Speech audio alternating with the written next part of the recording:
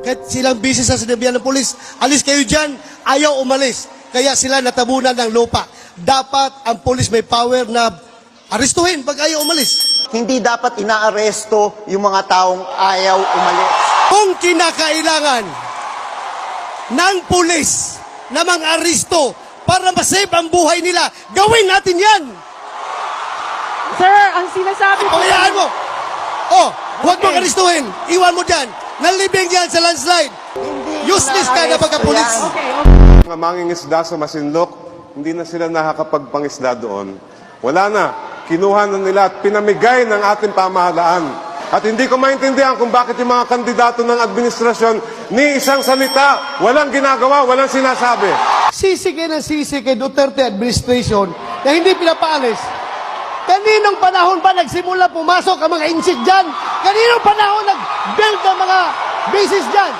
Di ba? Sa panahon ng mga kapartido nyo, mga otso diritso. Now ngayon, baka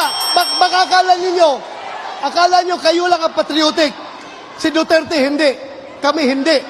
Well, I must tell you frankly, kung sinong gusto sumama sa akin, bibigyan ko kayo ng baril at bala. Atakihin natin ang... Oh, matapang kayo.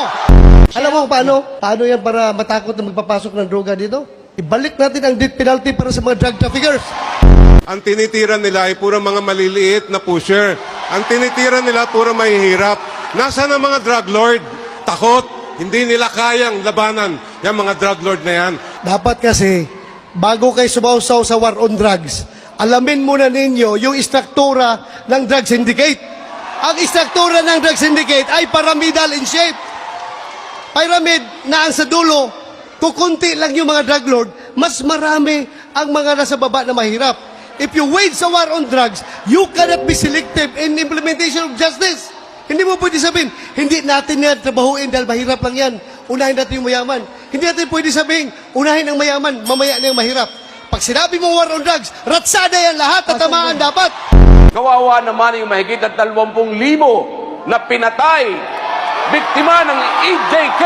Taawa lang kayo doon sa mga nangamatay na poser.